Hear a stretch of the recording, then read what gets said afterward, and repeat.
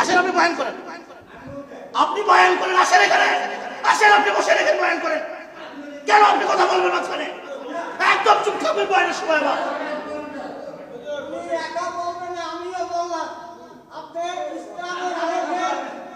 আসেন আপনি বয়ান করেন।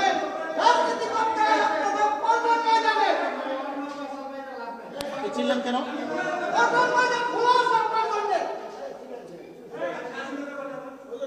স্বাধীনতার কথা বলবো না কিসের কথা বলবো? কেন? এইখানে বিগত আওয়ামী লীগ সংগ্রামের কথা বলছি, কেউ টু শব্দ করার সাহস করে নাই। আপনি কেন আজকে টু শব্দ করবেন? কেন আজকে আপনি টু শব্দ করবেন? এখানে কেন টু শব্দ করবেন? এখানে আজকে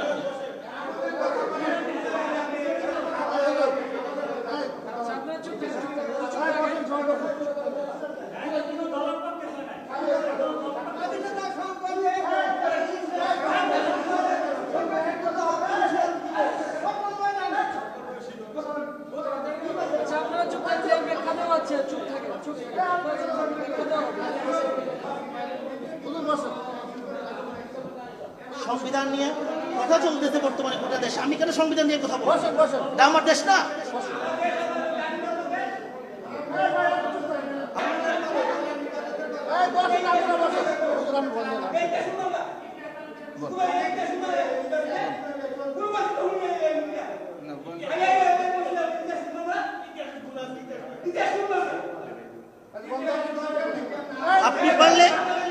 আপনি পারলে আপনি আসেন, এখানে আসেন, বয়ান করেন। আপনি বয়ান করেন, দেখি আপনি কি ইতিহাস শোনাবেন আমাদেরকে।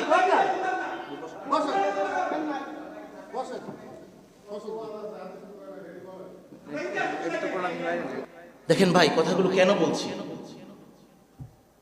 আল্লাহ তাআলা সবাইকে খায়েশাত থেকে হেফাজত করেন। কথাগুলো বলছি এই জন্য, দেখেন এই রাষ্ট্র এটা কি শুধুমাত্র কোনো দলের রাষ্ট্র না, আমাদের সবার দেশ। সবার যদি দেশ হয় তাহলে আমরা সবাই কি মুসলিম না অমুসলিম? তাহলে বলেন, আমরা যদি মুসলমান হই তাহলে আমাদের এই দেশটা চলবে কি মুসলমানের সিদ্ধান্তে না কোনো অমুসলিমদের রচিত সিদ্ধান্তে? কোরআন অনুযায়ী না কোরআনের বাহিরের কোনো বিধান অনুযায়ী?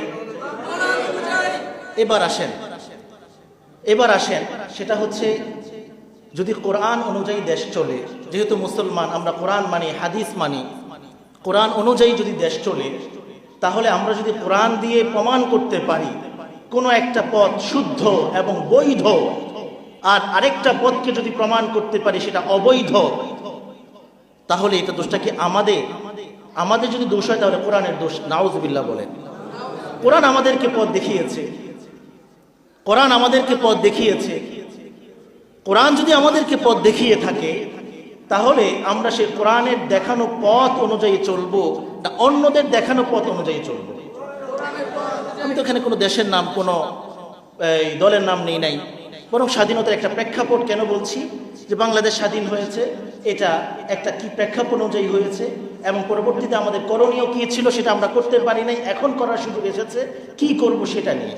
আর এই বিষয়টা বর্তমানে আপনারা যারা দেশের সাথে সম্পর্ক রাখেন, দেশের খোঁজ খবর রাখেন, আপনারা সবাই জানেন যে বাংলাদেশের সংবিধান পরিবর্তন করার জন্য একটা আলোচনা তোড়জোড় ব্যাপকভাবে চলছে। সেখানে আরেকটা দল বাহাত ঢোকাচ্ছে, তারা দিচ্ছে না করার জন্য। কেন দিচ্ছে না? যে এটা করলে ধর্ম নিরপেক্ষতা, যেটা নাকি আওয়ামী লীগ সরকার করে গিয়েছে, এটা উঠে যাবে। ধর্ম নিরপেক্ষতা এটা কোনো মুসলমান কিংবা কোরআনের দেখানো সংবিধান না। কোরআন বলে এই জমিন আল্লাহর, বিধান চলবে আল্লাহর। আর ধর্ম নিরপেক্ষতা বলে জমিন আল্লাহর হলেও বিধান চলবে আরেকজনের। এখন আপনারা কি আল্লাহর জমিনে আল্লাহর বিধান না চান, না আরেকজনের বিধান চান? যদি আল্লাহর বিধানেই চান তাহলে আমাদেরকে এই সংবিধান পরিবর্তন করা ছাড়া আল্লাহর বিধান প্রতিষ্ঠা করা সম্ভব না। সেই জন্য আমাদেরকে ধর্ম নিরপেক্ষতার বিরুদ্ধে কথা বলতে হবে। ধর্ম নিরপেক্ষতার বিরুদ্ধে কথা বলতে গেলে আমাদের কিছু ভাইদের কষ্ট লেগে যায়। আমরা এখন কি করব? এখন এটা কি তাহলে বলেন, ধর্ম নিরপেক্ষতার বিষয়ে কথা বললে এটা কি কোরআন হাদিসের বাহিরের কোনো কথা? গত এই যে দীর্ঘ একটা সময় আমি এখানে আলোচনা করছি, আরো হার্ড কথা আমি এখানে বলেছি, আপনারা সাক্ষী আছে। কিন্তু আগের দল কখনো সাহস করে নাই আমার সামনে এসে দাঁড়ানো। আমি এতটা আনাড়ি মৌলবী হয়ে এখানে বসি নাই। খোদার কসম, কোরআন হাতে আমার, যদি আজকে আমাকে সেক্রেটারি সাহেব বলেন আপনি চলে যান আজকের পরে, আল্লাহ কোরআন মাথায় নিয়ে বলছে আমি চলে যাবো এখান থেকে, পরের জুমায় আমার ছায়াও দেখবেন না ইনশাআল্লাহ। কোরআন হাতে নিয়ে বলেছে আমি এই কথা। চাকরির অভাব আল্লাহ তাআলা কোথাও করবেন না, এই জন্য আমাদেরকে খামাখা বিরক্ত করেন না। বিরক্ত করলে আরো পেরেশান হবেন বিরক্ত করলে। দেখেন ভাই, আমি কথা শেষ করে দিচ্ছি। কথা বলছিলাম ধর্ম নিরপেক্ষতা নিয়ে। আমি চেয়েছিলাম এই পয়েন্টটা শেষ করে আমি আমার ইলমের যে আলোচনা শুরু করেছি সেদিকে চলে যাব। ধর্ম নিরপেক্ষতার কথা বলছি এজন্য ৭২-এর সংবিধান ভালো করে শুনেন, ভালো করে শোনার চেষ্টা করেন। সংবিধান রচনা হয়েছে স্বাধীনতার 1 বছর পরে। সংবিধান রচনা করেছেন বঙ্গবন্ধু শেখ মুজিবুর রহমান সাহেব। রচনা করেছেন, সেখানে একটা তিনি পলিসি সাজিয়েছেন, সংবিধান সাজিয়েছেন ধর্ম নিরপেক্ষতার, আরেকটা সাজিয়েছেন বাকশালীতন্ত্রের। এরপরে আমাদের জিয়াউর রহমান সাহেব এসে তিনি এই সংবিধানকে তিনি রহিত করে দিলেন। তিনি ৫ম সংশোধনীর মাধ্যমে সংবিধানকে রহিত করে তিনি আল্লাহর উপর পূর্ণ আস্থা ও বিশ্বাস এটাকে ফিরিয়ে আনলেন, তথা ধর্ম নিরপেক্ষতার কবর রচনা করলেন। এটা জিয়াউর রহমান সাহেব খুবই ভালো কাজ করেছেন, আমরা তার জন্য দোয়া করি। এই জন্য তিনি বেশ কিছু ভালো কাজ করে গেছেন, তার মধ্যে এটা একটা। এরপরে আসেন আমাদের এই গত আওয়ামী লীগ সরকার এসে আবারও সেই জিয়াউর রহমান সাহেবের সংবিধান, যেটা তিনি আল্লাহর উপর পূর্ণ আস্থা ও বিশ্বাসকে পুনর্বহাল করলেন সংবিধানে, এটাকে তারা আবার রহিত করে পুনরায় সংবিধানকে তারা সাজাইল। আওয়ামী লীগ সরকার সাজিয়েছে। এরপরে দেশ পরিবর্তন হয়ে এখন আমাদের একটা ভিন্ন সমাজে দেশে আমরা আসছি। আমাদের দেশের আরেকটা বড় রাজনৈতিক দল, তারা এখন বলতেছে যে আওয়ামী লীগ সরকার যে সংবিধান সাজিয়েছে ধর্ম নিরপেক্ষতার সংবিধান, আল্লাহর উপর পূর্ণ আস্থা ও বিশ্বাসকে বাদ দিয়ে তারা ধর্ম নিরপেক্ষতার সংবিধান সাজিয়েছে, এটাকে এখন তারা বলতেছে আর পরিবর্তন করতে দিবে না। এটা নিয়ে আলোচনা চলছে। মুসলিম হিসেবে আমার এই কথা বলার এবং আপনাদেরও বলার অধিকার আছে যে আমরা যেহেতু মুসলিম, আমরা আল্লাহর উপর পূর্ণ ভরসা এবং আস্থা রাখতে চাই। কে কে চান না হাত তোলেন। আল্লাহর উপর আস্থা রাখতে চান না? আল্লাহর উপর আস্থা রাখতে চান না? আছেন কেউ এরকম? আমাদের আস্থা কার উপরে? আমাদের বিশ্বাস কার উপরে? যদি আমাদের আস্থা এবং বিশ্বাস আল্লাহর উপরে হয়, তাহলে ধর্ম নিরপেক্ষতার যে আমাদের উপরে যে একটা পলিসি চাপিয়ে দেওয়া হয়েছে, সংবিধান, রাষ্ট্রীয় সংবিধান আমাদের উপর চাপিয়ে দেওয়া হয়েছে, এটাকে পরিবর্তন করতে হবে। এইটা হচ্ছে আজকে আমি বলতে চেয়েছিলাম। এখন বলেন, এই কথার কি ইসলামের বাহিরে না ভিতরে? আরে আমরা তো আল্লাহর উপর আস্থা ও বিশ্বাসের কথা বলছি এখানে। আমরা তো দুনিয়ার কোন নেতা নেত্রীর উপর আস্থা বিশ্বাসের কথা বলছি না।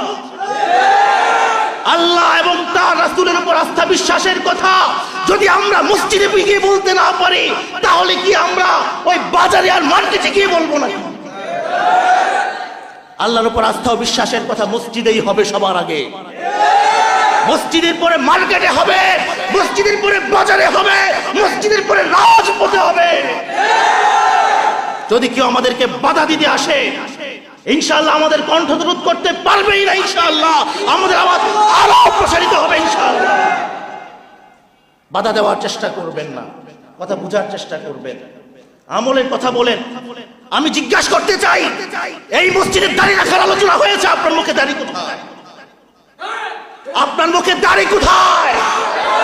আপনার গায়ে রাসূলের সুন্নাহ কোথায়? বলেন, জবাব দেন। আপনার গায়ে পাঞ্জাবি কোথায়? এই মসজিদ রাসূলের সুন্নতের কথা আলোচনা হয় নাই? এই মসজিদ দাড়ির কথা আলোচনা হয় নাই? আমলের কথা বলে আমাদেরকে আপনারা কি বুঝাইতে চান? আমরা কি পিটার খাই নাকি? বিয়া আমলের কথা বলতে বললে আমল তো করেন না, কি ব্যাপার? আমলের কথা বলেন, আমল করেন না কেন? যদি আমল করতে রাজি হন, আমলের কথা বলবো। নামাজের কথা বলে নামাজ পড়তে আসবেন না, দাঁড়িয়ে রাখবেন না, আর আমলের কথা বলেন। রাষ্ট্রীয় কথা বললে আপনাদের স্বার্থে আঘাত আনে, এই জন্য আমাদেরকে কথা বলতে দিবেন না, কণ্ঠরোধ করার চেষ্টা করবেন। মনে রাখবেন, আগেও বলেছে এই কথা, মৃত্যু পর্যন্ত এই কণ্ঠরোধ হবে না, হবে না, হবে না ইনশাআল্লাহ। আল্লাহর হাবিব সাল্লাল্লাহু তাআলা আলাইহি ওয়াসাল্লামের জামানায় এক একটা মসজিদ, এক একটা মাদ্রাসা ছিল। এই মসজিদেই তিনি সাহাবায়ে কেরাম রাদিয়াল্লাহু তাআলা আনহুম আজমাইনকে নিয়ে 5 ওয়াক্ত নামাজ আদায় করতেন। আবার এই মসজিদের মধ্যেই সাহাবায়ে কেরামকে নিয়ে তিনি কোরআন এবং হাদিসের মজলিস করতেন, দ্বীনি দাওয়াতের মজলিস করতেন। এই মসজিদের মধ্যেই রাসূল আরবি সাল্লাল্লাহু তাআলা আলাইহি ওয়াসাল্লাম সাহাবায়ে কেরামকে দ্বীন বুঝাইতেন, দ্বীন শিখাইতেন, দ্বীনের উপর আমল করার জন্য তারগীব তারহিব দিতেন। এই মসজিদ থেকেই আল্লাহর হাবিব সাল্লাল্লাহু তাআলা আলাইহি ওয়াসাল্লাম জিহাদের প্রশিক্ষণ দিতেন এবং নিতেন।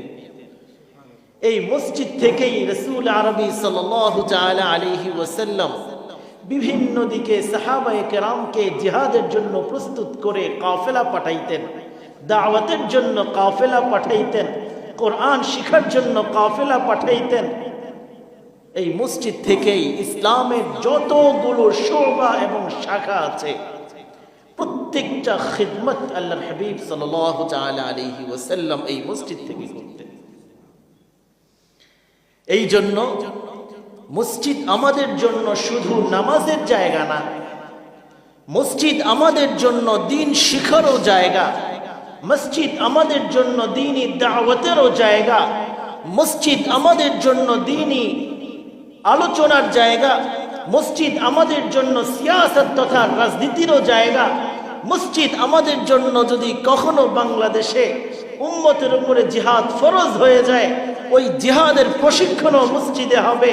ওই জিহাদের জন্য উম্মতকে বিভিন্ন জায়গায় কাফেলা হিসাবে, যোদ্ধা হিসাবে তাদেরকে মসজিদ থেকেই প্রেরণ করা হবে।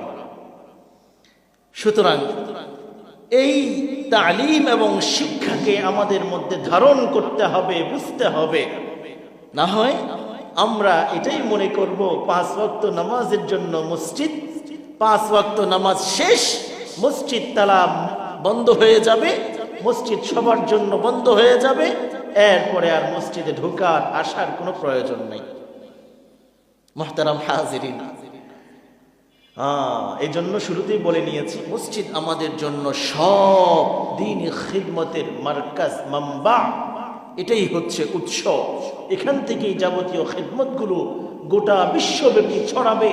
আমার ব্যক্তিগত জীবন থেকে আমার পারিবারিক জীবনে, সামাজিক জীবনে, আমার রাষ্ট্রীয় জীবনে, আন্তর্জাতিক জীবনে, সর্বক্ষেত্রে আমার মধ্যে দ্বীন আসবে, আমার মধ্যে দ্বীন বদ্ধমূল হবে এই মসজিদ থেকে, মসজিদের তালিম থেকে। এই জন্য আমাদেরকে মসজিদমুখী হওয়া এবং মসজিদের সাথে কলবুহু মুআল্লাকুন বিল মাসাজিদ, অন্তরগুলোকে মসজিদের সাথে লাগিয়ে রাখা, এটা রাসূল আরবি সাল্লাল্লাহু তাআলা আলাইহি ওয়াসাল্লামের শিক্ষাও বটে। আমি এই কথা ভূমিকা হিসাবে বললাম। মূলত আজকের আমার আলোচনাটা ভিন্ন আরেকটা বিষয়ে, ভূমিকা স্বরূপ কথাটা বললাম। কেন বললাম সেটার ফিনিশিং আমি শেষে গিয়ে দিব। এরপরে আমি আসবো আজকে যে আয়াতে কারিমা তিলাওয়াত করেছি এবং 2টি হাদিস শরীফ আপনাদেরকে শুনিয়েছি, এই আয়াত এবং হাদিসের উপরে কিছু সামান্য কথা আজকে আলোচনা করব। কুরআনুল কারীমে আল্লাহ রাব্বুল আলামিন ইরশাদ করেছেন, فلولا نفر من كل فرقة منهم طائفة ليتفقهوا في الدين। তোমাদের মধ্যে একটা দল এমন কেন বের হচ্ছে না? فلولا نفر من كل فرقة منهم طائفة, প্রত্যেকটা সম্প্রদায় থেকে, প্রত্যেকটা গোত্র থেকে, প্রত্যেকটা বড় দল থেকে একটা ক্ষুদ্র, একটা ছোট দল কেন বের হচ্ছে না? কেন? লিয়াতাফাক্কাহু ফিদ্দীন, কি জন্য বের হবে তারা?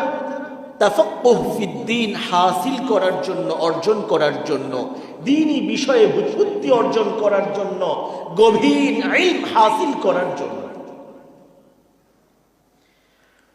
وَلِيُنذِرُوا قَوْمَهُمْ إِذَا رَجَعُوا إِلَيْهِمْ لَعَلَّهُمْ يَحْذَرُونَ।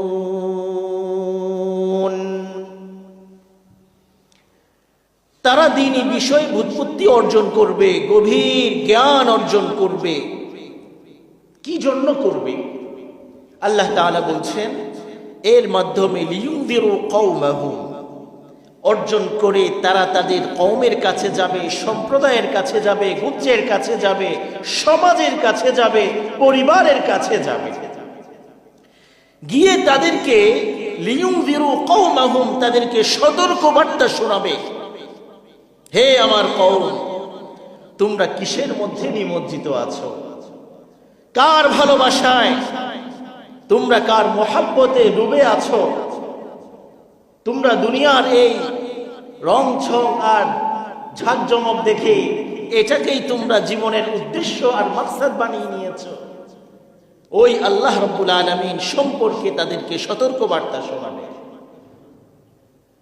ইযা রাজাউ ইলাইহিম লাআল্লাহুম ইয়াহদারুন, হয়তো এই সতর্ক বার্তা শুনে তারা কিছুটা বুঝতে সক্ষম হবে। আল্লাহ রাব্বুল আলামিনের ভয় তাদের দিলের মধ্যে জাগ্রত হবে। আল্লাহ তাআলার নৈকট্য অর্জনের জন্য তারা বেচাইন হবে, আগ্রহী হবে। আল্লাহকে পাওয়ার জন্য তাদের মধ্যে আল্লাহ রাব্বুল আলামিনের ভালোবাসা জন্ম নেবে। এই জন্য একটা দল তোমাদের মধ্যে তৈরি হওয়া দরকার, যারা ইলম অর্জন করবে, তাফাক্কুহ ফিদ্দীন হাসিল করবে, দ্বীনের বুৎপত্তি অর্জন করে উম্মতের কাছে গিয়ে তাদেরকে সতর্ক বার্তা শোনাবে। আরেকটি হাদিস আপনাদেরকে শুনিয়েছি, প্রসিদ্ধ হাদিস। রাসূল আরবি সাল্লাল্লাহু তাআলা আলাইহি ওয়াসাল্লাম বলেন, তালাবুল ইলমি ফরিইদাতুন আলা কুল্লি মুসলিম, ইলম অর্জন করা উম্মতের প্রত্যেকটা ব্যক্তির উপরে ফরজ। এই যে আয়াত এবং হাদিস আপনাদের সামনে আমি উপস্থাপন করলাম, আয়াত এবং হাদিসের আলোকে আজকে আমরা ইলমে ওয়াহির গুরুত্ব এবং এর ফজিলত ও শিক্ষার পদ্ধতি সম্পর্কে দুই একটা কথা আলোচনা করব ইনশাআল্লাহ। মুহতারাম হাজিরিন, ইলমে ওয়াহি কাকে বলে? আল্লাহ রাব্বুল আলামিন দুনিয়াকে সৃষ্টি করার পরে, মানুষ জাতিকে সৃষ্টি করার পরে, এই মানুষ জাতির জন্য তিনি কিছু দিক নির্দেশনাও দিতে চান।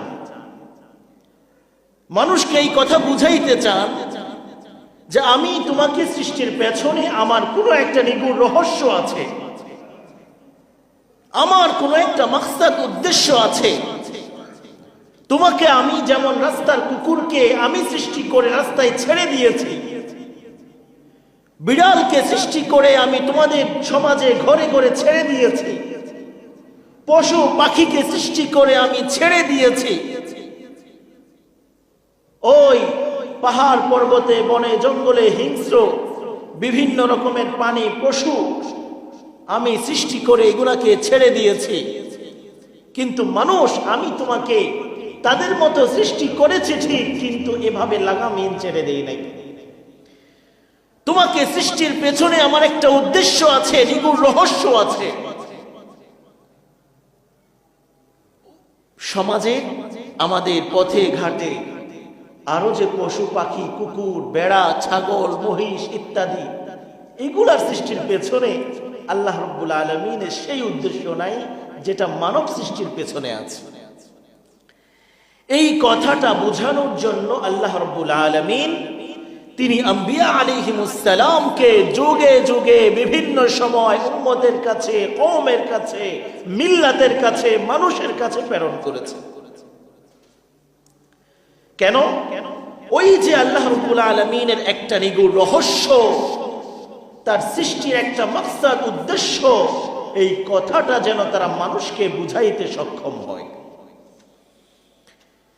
আম্বিয়া আলাইহিমুস সালামকে তিনি পাঠিয়েছেন, তারা বুঝাবেন মানুষকে, মানুষের দুয়ারে দুয়ারে গিয়ে, মানুষের হাতে ধরে, পায়ে ধরে, কওমের কাছে গিয়ে তারা দাওয়াত দিবেন, বুঝাবেন আল্লাহ তাআলার সৃষ্টির মাকসাদ উদ্দেশ্য সম্পর্কে, তাদেরকেও তিনি এভাবে ছেড়ে দেন নাই। প্রত্যেকটা নবী এবং রসুলকে সাথে করে আল্লাহ রাব্বুল আলামিন কিছু আসমানি হিদায়াত দিয়ে দিয়েছেন। সুবহানাল্লাহ। রসুল পাঠিয়েছেন, নবী পাঠিয়েছেন। তিনি চাইলে আসমান থেকে ফেরেশতাদেরকে জমিনে পাঠাইতে পারতেন। ফেরেশতাদেরকে পাঠাতে পারতেন এই জন্য যে ওই ফেরেশতা যেহেতু আমাকে দেখেছে, ওই ফেরেশতা যেহেতু আমার কাছে ছিল, ওই ফেরেশতা যেহেতু আমার সম্পর্কে জানে, তো হয়তো ফেরেশতাকে দুনিয়াতে পাঠাইলে আমি রব কি চাই এটা ভালো করে বুঝাইতে পারবে। একদিক থেকে ফায়দা ছিল। তিনি চাইলে ফেরেশতাদেরকে পাঠাইতে পারতেন আসমান থেকে মানুষের হিদায়াতের জন্য, পারতেন না? ও ভাই, পারতেন না? কিন্তু আল্লাহ রাব্বুল আলামিন তিনি ফেরেশতাদেরকে না পাঠায়া এই আমাদের নিজেদের মধ্য থেকেই, আমাদের মানুষের মধ্য থেকেই, আমাদের সমাজের মধ্য থেকেই আমাদের মতোই কথা বলেন, আমাদের মতোই তিনি চলেন ফিরেন, খাওয়া দাওয়া করেন, ঘুমান, আমাদের মতোই তিনি তার হাজত আছে, প্রয়োজন আছে পুরা করার জন্য তিনি বাজারে যান, আমাদের মতোই তিনি সব কিছুর ক্ষেত্রে মানব জাতির যতগুলো গুণাবলী আছে তিনি অনুসরণ করেন। এই আমাদের ভিতর থেকে একজনকে নবী বানায়া পাঠাইলেন, অথচ তিনি চাইলে কিন্তু আসমান থেকে একজন ফেরেশতাকে পাঠাইতে পারতেন। কেন করলেন? কি উদ্দেশ্য? এটাও আমার আপনার ফায়দার জন্য করেছেন। এর মধ্যে কি ফায়দা? কোরআনুল কারীমে আল্লাহ রাব্বুল আলামিন সেই ফায়দার কথাও বলেছেন। আমি সেদিকে যাব না আজকে।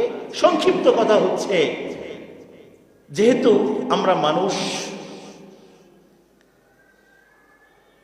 আমাদেরকে দাওয়াত দেওয়ার জন্য ওই ন্যাচারাল একজন দাঈর প্রয়োজন, যে আমাদেরকে বুঝবে, আমাদেরকে চিনবে, আমাদের সম্পর্কে ভালো করে আমাদের রেহেন সেহেন, থাকা খাওয়া, উঠা বসা, চলাফেরা, একেবারে একজন মানবীয় যতগুলো বিষয় আছে সব কিছু সম্পর্কে সম্যক ধারণা রাখবে। এমন একজন ব্যক্তিকে পাঠিয়েছেন যেন তিনি আমাদের রগ রেশা বুঝে বুঝে, আমাদের প্রয়োজন বুঝে বুঝে তিনি আমাদেরকে তালিম আর শিক্ষা দিতে পারেন। সুবহানাল্লাহ। আসমান থেকে ফেরেশতা পাঠাইলে, ফেরেশতা আর মানুষ কি একই জিনিসের তৈরি নাকি?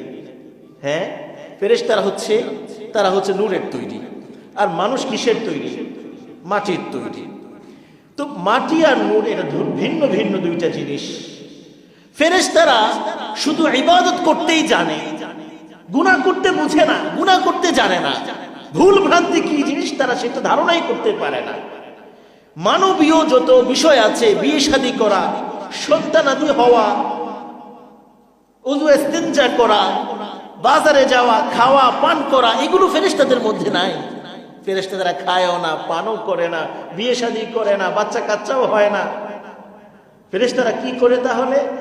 ফেরেশতারা তারা প্রত্যেকটা ফেরেশতা আল্লাহ রাব্বুল আলামিনের পক্ষ থেকে স্ব আমলে সবসময় পৃথিবীর শুরু লগ্ন থেকে কিয়ামত পর্যন্ত তারা নিমজ্জিত আছে, ওই কাজের মধ্যেই তারা লিপ্ত আছে।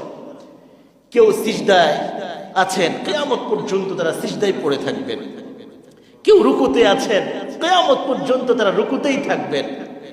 আবার কেউ তাসবিহ পাঠ করতেছেন, কিয়ামত পর্যন্ত তারা তাসবিহ পাঠ করবেন। আবার কেউ আল্লাহ রাব্বুল আলামিনের আরশকে বহন করে আছেন, কিয়ামত পর্যন্ত তারা আরশে বহন করবেন। এভাবে আল্লাহ রাব্বুল আলামিন ফেরেশতাদেরকে নির্দিষ্ট কিছু আমলের মধ্যে, কাজের মধ্যে লাগিয়ে রেখেছেন। কিয়ামত পর্যন্ত ফেরেশতারা এই কাজের মধ্যেই নিমজ্জিত থাকবেন। এটা হচ্ছে ওই কাজের জন্যই কেমন যেন আল্লাহ রাব্বুল আলামিন ওই ফেরেশতাকে বানিয়েছেন। কিন্তু মানুষের বিষয়টা এরকম না। মানুষ তাসবিহ পাঠ করে, মানুষ রুকু করে, মানুষ সিজদা করে, মানুষ নামাজ পড়ে, মানুষ নওয়াফিল পড়ে, মানুষ ফরজ পড়ে, মানুষ তিলাওয়াত করে, মানুষ জিকিরও করে, মানুষ বাজারেও যায়, মানুষ খায় দায়, মানুষ ফুর্তি করে, আনন্দ করে, হাসে, মানুষ সব কিছুই করে। একজন ফেরেশতা এত কাজ করতে পারে না। বুঝেন নাই কথা? এই জন্য আল্লাহ রাব্বুল আলামিন আমাদের ভেতর থেকেই একজনকে নবী বানিয়ে পাঠিয়েছেন, যেন মানবিক যাবতীয় আওসাফগুলো তিনি বুঝতে সক্ষম হন, ওইভাবে মানুষকে যেন তিনি তারবিয়ত, শিক্ষা, লালন পালন করতে সক্ষম হন। এই জন্য তিনি আল্লাহ রাব্বুল আলামিন আমাদের জন্য আমাদের ভেতর থেকে একজনকে নবী বানিয়ে পাঠান। পৃথিবীর সুলগ্ন থেকে আমাদের রাসূল পর্যন্ত ঠিক এই সিস্টেমেই নবীরা এসেছেন, রাসূলরা এসেছেন। এবার আসেন যে তাদের জন্য আল্লাহ রাব্বুল আলামিন সবাইকে একটা আসমানি কিতাব সবাইকে দেন নাই, বিশেষ বিশেষ নবী এবং রাসূলদেরকে আসমানি কিতাব দিয়েছেন। সবাইকে কিছু না কিছু আসমানি হিদায়াত তিনি দিয়ে পাঠিয়েছেন। এর মাধ্যমে তারা মানুষকে তারবিয়ত করবেন, এর মাধ্যমে তারা মানুষকে হিদায়াত করবেন, এর মাধ্যমে তারা মানুষ এবং রবের সাথে একটা সম্পর্ক তৈরি করার চেষ্টা করবেন। এর মাধ্যমে মানুষ যেন দুনিয়ার লোভ লালসা ভালোবাসায় নিমজ্জিত না হয়ে আল্লাহ রাব্বুল আলামিনকে চিনতে পারে, বুঝতে পারে এবং আল্লাহ রাব্বুল আলামিনের মাকসাদ উদ্দেশ্য সম্পর্কে অবগত হতে পারে, সেই অনুযায়ী আমল করতে পারে। এই জন্য আম্বিয়া আলাইহিমুস সালাম মানুষের উপরে মেহনত করেছেন। নবীরা এসেছেন, সাথে করে আসমানি কিতাব হিদায়াতের আলোকবর্তিকা হিসাবে আল্লাহ রাব্বুল আলামিন দিয়ে দিয়েছেন। এই দুইটার সমন্বয়ে এবার আম্বিয়া আলাইহিমুস সালাম মানুষকে দ্বীনের দিকে দাওয়াত দেওয়া শুরু করলেন। আমাদের রাসূল আরবি সাল্লাল্লাহু তাআলা আলাইহি ওয়াসাল্লাম তিনিও এর ব্যতিক্রম ছিলেন না।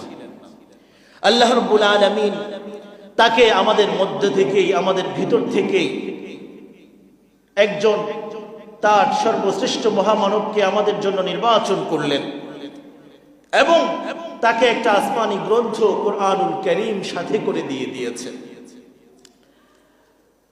রাসূল আরবি সাল্লাল্লাহু তাআলা আলাইহি ওয়াসাল্লাম এই কোরআনের আলোকে, কোরআন মানে হচ্ছে আমাদের সংবিধান, মুসলমানের সংবিধান হচ্ছে কোরআন।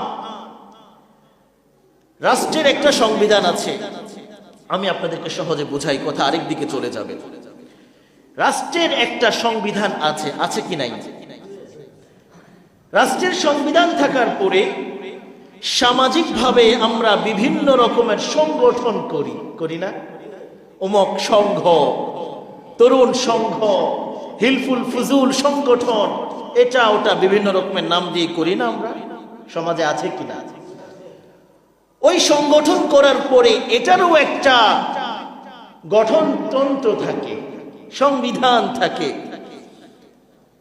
আমরা এটাকে নিজের মতো করে তৈরি করি।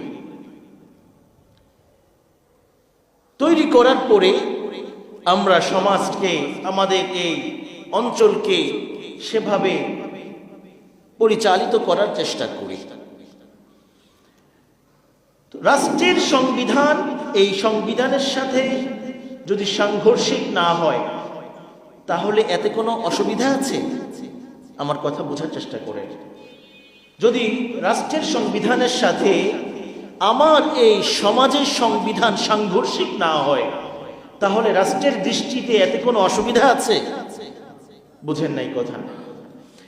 আর যদি রাষ্ট্রের সংবিধানের সাথে আমার এই সমাজের সংবিধানটার সংঘর্ষ হয়ে যায়, রাষ্ট্রের সংবিধান একরকম বলে আর আমার সমাজের সংবিধান ভিন্ন কিছু বলে, তাহলে বলেন রাষ্ট্র আপনাকে ছেড়ে দিবে না জেলখানায় নিয়ে ঢুকাবে? বুঝেন নাই কথা। কোথায় নিয়ে ঢুকাবে? জেলখানায় নিয়ে ঢুকাবে। হ্যাঁ, এই তো, এখন তো আর জবাব দিবেন না আপনারা অনেকে, হুজুর তো ভালো না, এই জন্য আমি আর কি, যে হুজুর সবসময় ওই জায়গা মতো ধরে ধরে কি করে মলম লাগানোর চেষ্টা করে, এই জন্য ব্যথা লাগে একটু, অনেকের খারাপ লাগে, এটা সমালোচনা করে গিয়ে পিছনে পিছনে। কোরআন দিয়ে বুঝাই, হাদিস দিয়ে বুঝাই, ফিকহ দিয়ে বুঝাই, এরপরে যদি বুঝে না আসে যুক্তি দিয়ে বুঝাই, এরপরে যদি বুঝে না আসে বাহিরে গিয়ে সমালোচনা করি, কিন্তু বুঝার চেষ্টা করি না। কষ্ট এটা আমাদের। কোরআন না বুঝে আসে, হাদিস তো বুঝে আসার কথা, যেহেতু কোরআনের ব্যাখ্যা হাদিস, হাদিসও বুঝেন না, ফিকহ আছে আমাদের কাছে, হ্যাঁ, সালফে সালেহিনের বিভিন্ন রকমের তাদের তাফসীর আছে, তাদের আপনার এই কি বলে এটাকে হাদিসের ব্যাখ্যা গ্রন্থ আছে, এগুলো দিয়েও বুঝে না আসে, যুক্তি দিয়ে বোঝানোর চেষ্টা করি, এরপরেও যদি বুঝে না আসে তাহলে তো বুঝতে হবে খতামাল্লাহু আলা কুলুবিহিম ওয়া আলা সামইহিম ওয়া আলা আবসারিহিম গিশাওয়া।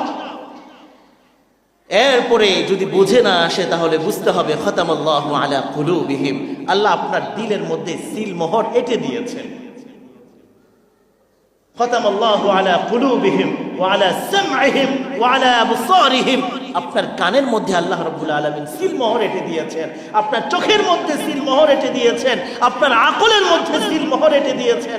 এই জন্য কোরআন দিয়েও বুঝেন না, হাদিস দিয়েও বুঝেন না, তাফসীর দিয়েও বুঝেন না, উসুলে হাদিস দিয়েও বুঝেন না, ফিকহ দিয়েও বুঝেন না, যুক্তি দিয়েও বুঝেন না। দেখেন তো বললাম যে রাষ্ট্রের সংবিধানের সাথে যদি আমার সমাজের সংবিধান সাংঘর্ষিক না হয় তাহলে কোনো অসুবিধা নাই, আর যদি সাংঘর্ষিক হয়ে যায় তাহলে আমার জায়গার সমাজে হবে না, আমার জায়গা হবে 14 শিকলের ভিতরে, জেলখানার ভিতরে আমার জায়গা। আর এই উন্মুক্ত জায়গায় বাসা বাড়িতে আমার স্বাধীন জায়গায় হবে না, জেল হাজতে হবে।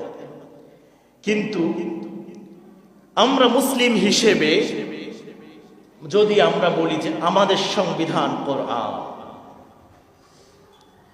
আমাদের সংবিধান কোরআন, তাহলে যেই যুক্তির আলোকে ওই সমাজের কোন ব্যক্তি যদি রাষ্ট্রের সংবিধানের বিরোধিতা করে তার জায়গা সমাজে হয় না, তার জায়গা হয় জেলখানায় 14 শিকের ভিতরে, সেই যুক্তির আলোকে যদি কোনো রাষ্ট্রের সংবিধানকেও মুসলমানের কোরআনের বাইরে কোনো এমন বিধানের মাধ্যমে রচনা করার চেষ্টা করে তার জায়গাও উন্মুক্ত জায়গায় হবে না, তার জায়গা আল্লাহ রাব্বুল আলামিনের এই দুনিয়াতে হবে না, তার জায়গা হবে দুনিয়ার বাইরে। ঠিক না? কেন বলেছি এই কথা? সরকার পরিবর্তন করেছি আমরা, সরকার পরিবর্তন হয়েছে, সংবিধান নিয়ে কথা আসছে, এখন আমাদের আরেকটা বড় দল তারা বেঁকে বসেছে সংবিধান পরিবর্তন করা যাবে না, ৭২-এর সংবিধান পরিবর্তন করা যাবে না। কেন যাবে না? সংবিধান তাদের কাছে ওহীর মতো। যেমন আমরা কোরআনকে বিশ্বাস করি, তারাও ঠিক সংবিধানকে কোরআনের মতো বিশ্বাস করে। আমরা যেমন মনে করি কোরআনকে পরিবর্তন করা যাবে না, ঠিক তারাও মনে করে সংবিধানকে পরিবর্তন করা যাবে না। তাদের ধারণা সংবিধান এটা কোরআনের মতো, সুতরাং এটাকে পরিবর্তন করার সুযোগ নাই। প্রথম কথা হচ্ছে ৭২-এর সংবিধান কে রচনা করেছেন এই কথা আমাদেরকে বোঝা দরকার। কথা আরেক দিকে চলে যাচ্ছে, আমি সংক্ষিপ্তভাবে বলে শেষ করে দিচ্ছি বিষয়টা। দেশ স্বাধীন হয়েছে 1971-এ, ভালো করে বোঝার চেষ্টা করেন। 1971-এ দেশ স্বাধীন হয়েছে। স্বাধীনতার আগ পর্যন্ত এই বাংলাদেশের মানুষ কখনো এই কথা শোনে নাই যে দেশ স্বাধীনতার পেছনে মাওলানা ভাসানী কিংবা জিয়াউর রহমান কিংবা বঙ্গবন্ধু শেখ মুজিব তারা আন্দোলন করছেন এই দেশকে একটা সেকুলার রাষ্ট্র হিসেবে স্বীকৃতি দেওয়ার জন্য, নেওয়ার জন্য, এই দেশকে সেকুলার রাষ্ট্র বানানোর জন্য। আমি কোরআনকে হাতে রেখে কসম করে বলতে পারবো, ইতিহাস সাক্ষী, ৭১-এর আগ পর্যন্ত, দেশ স্বাধীন হওয়ার আগ পর্যন্ত এই কথা কোথাও খুঁজে পাওয়া যাবে না যে বাংলাদেশের স্বাধীনতার প্রেক্ষাপট হিসেবে এই দেশকে কেউ এই কথা বলে স্বাধীন করেছে আমরা একটা সেকুলার রাষ্ট্র গঠন করতে চাই, আমরা একটা ধর্মনিরপেক্ষ রাষ্ট্র গঠন করতে চাই। এই কথা কোন নেতা, এই কথা কোন জাতীয় কিংবা তার নিচের নেতাও কেউ বলেন নাই ৭১-এ। তাহলে বলবেন কেন মুক্তিযুদ্ধ হইল, কেন দেশ স্বাধীন হইল? ৭১-এর স্বাধীনতার পিছনে শুধু একটাই কারণ ছিল, সেটা হচ্ছে জুলুম।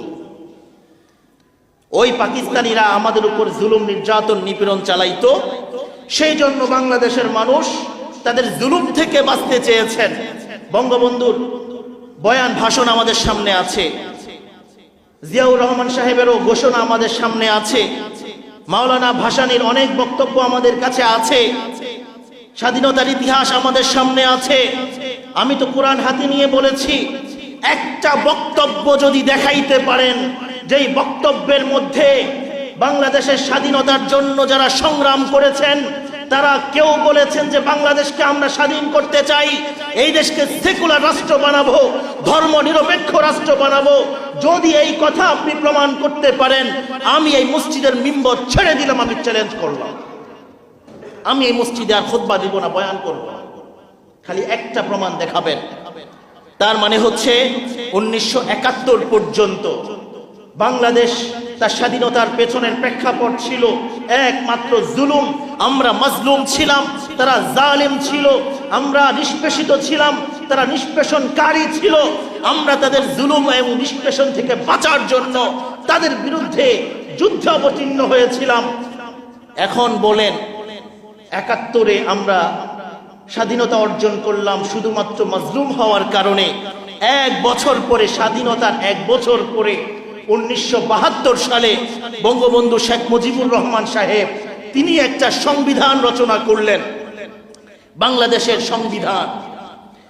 ওখানে তিনি কয়েকটা 4টা গুরুত্বপূর্ণ পয়েন্ট তিনি সাজিয়েছেন। এর মধ্যে একটা পয়েন্ট হচ্ছে যে বাংলাদেশ ধর্মনিরপেক্ষ সেকুলার রাষ্ট্র হিসেবে এখন থেকে বাংলাদেশের কার্যক্রম পরিচালিত হবে। নাউজুবিল্লাহ বলেন। এরপরে আরেকটা পয়েন্ট তিনি সাজিয়েছেন যে বাংলাদেশে বাকশালী শাসনতন্ত্র প্রতিষ্ঠা করা হবে। কথা বোঝার চেষ্টা করেন। কে কিছু বলছে নাকি? আচ্ছা, হ্যাঁ, বুঝি না।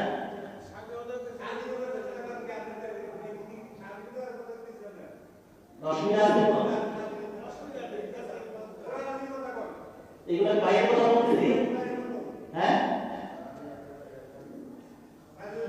আপনি বয়ান করেন, আসেন আসেন, আপনি বয়ান করেন এখানে। আমি বয়ান করবো না আপনাদের এখানে, আসেন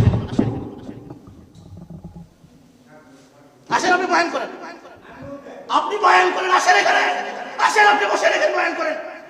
কেন আপনি কথা বলবেন মাঝখানে? একদম চুপ থাকবেন বয়ানের সময়। আমার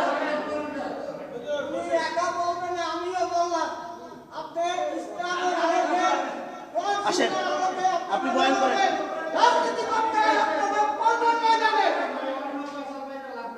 চিনলেন কেন?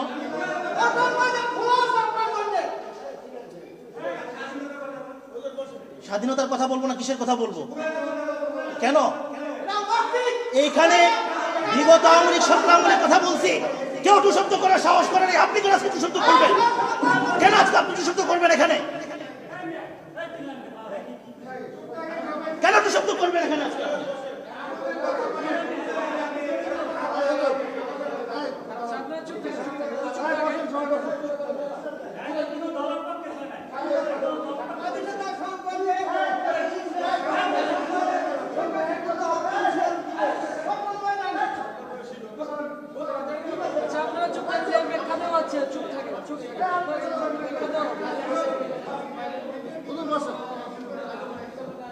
সংবিধান নিয়ে কথা চলতেছে বর্তমানে গোটা দেশ। আমি কেন সংবিধান নিয়ে কথা বলবো?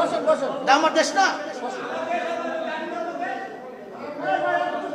আপনারা আপনাদের মতো করে আপনারা করবেন।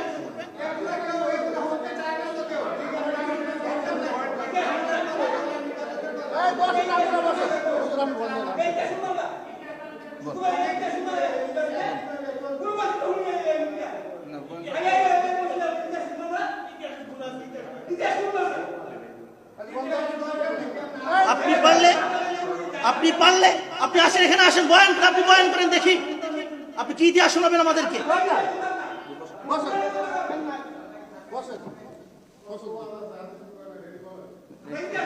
আস্তাগফিরুল্লাহ রাব্বি মিন কুল্লি যামবি ওয়া আতুবু ইলাইহি লা হাওলা ওয়া লা কুওয়াতা ইল্লা বিল্লাহিল আলিয়্যিল আযীম। দেখেন ভাই, কথাগুলো কেন বলছি? আল্লাহ তাআলা সবাইকে খায়সাত থেকে হেফাজত করেন। কথাগুলো বলছি এই জন্য, দেখেন এই রাষ্ট্র এটা কি শুধুমাত্র কোনো দলের রাষ্ট্র না, আমাদের সবার দেশ। সবার যদি দেশ হয় তাহলে আমরা সবাই কি মুসলিম না অমুসলিম? তাহলে বলেন, আমরা যদি মুসলমান হই তাহলে আমাদের এই দেশটা চলবে কি মুসলমানের সিদ্ধান্তে না কোনো অমুসলিমদের রচিত সিদ্ধান্তে? কোরআন অনুযায়ী না কোরআনের বাহিরের কোনো বিধান অনুযায়ী? এবার আসেন সেটা হচ্ছে যদি কোরআন অনুযায়ী দেশ চলে, যেহেতু মুসলমান আমরা কোরআন মানি, হাদিস মানি, কোরআন অনুযায়ী যদি দেশ চলে, তাহলে আমরা যদি কোরআন দিয়ে প্রমাণ করতে পারি কোনো একটা পথ শুদ্ধ এবং বৈধ, আর আরেকটা পথকে যদি প্রমাণ করতে পারি সেটা অবৈধ, তাহলে এটা দোষটা কি আমাদের যদি দোষ হয় তাহলে কোরআনের দোষ। নাউজুবিল্লাহ বলেন। কোরআন আমাদেরকে পথ দেখিয়েছে, কোরআন যদি আমাদেরকে পথ দেখিয়ে থাকে, তাহলে আমরা সেই কোরআনের দেখানো পথ অনুযায়ী চলবো না অন্যদের দেখানো পথ অনুযায়ী চলবো? আমি তো এখানে কোনো দেশের নাম, কোনো দলের নাম নেই নাই, বরং স্বাধীনতার একটা প্রেক্ষাপট কেন বলছি, যে বাংলাদেশ স্বাধীন হয়েছে, এটা একটা কি প্রেক্ষাপট অনুযায়ী হয়েছে, এবং পরবর্তীতে আমাদের করণীয় কি ছিল সেটা আমরা করতে পারি নাই, এখন করার সুযোগ এসেছে, কি করব সেটা নিয়ে। আর এই বিষয়টা বর্তমানে আপনারা যারা দেশের সাথে সম্পর্ক রাখেন, দেশের খোঁজ খবর রাখেন, আপনারা সবাই জানেন যে বাংলাদেশে সংবিধান পরিবর্তন করার জন্য একটা আলোচনা তোড়জোড় ব্যাপকভাবে চলছে। সেখানে আরেকটা দল বাহাত ঢোকাচ্ছে, তারা দিচ্ছে না করার জন্য। কেন দিচ্ছে না? যে এটা করলে ধর্ম নিরপেক্ষতা, যেটা নাকি আওয়ামী লীগ সরকার করে গিয়েছে, এটা উঠে যাবে। ধর্ম নিরপেক্ষতা এটা কোনো মুসলমান কিংবা কোরআনের দেখানো সংবিধান না। কোরআন বলে এই জমিন আল্লাহর, বিধান চলবে আল্লাহর। আর ধর্ম নিরপেক্ষতা বলে জমিন আল্লাহর হলেও বিধান চলবে আরেকজনের। এখন আপনারা কি আল্লাহর জমিনে আল্লাহর বিধান না চান, না আরেকজনের বিধান চান? যদি আল্লাহর বিধানেই চান, তাহলে আমাদেরকে এই সংবিধান পরিবর্তন করা ছাড়া আল্লাহর বিধান প্রতিষ্ঠা করা সম্ভব না। সেই জন্য আমাদেরকে ধর্ম নিরপেক্ষতার বিরুদ্ধে কথা বলতে হবে। ধর্ম নিরপেক্ষতার বিরুদ্ধে কথা বলতে গেলে আমাদের কিছু ভাইদের কষ্ট লেগে যায়।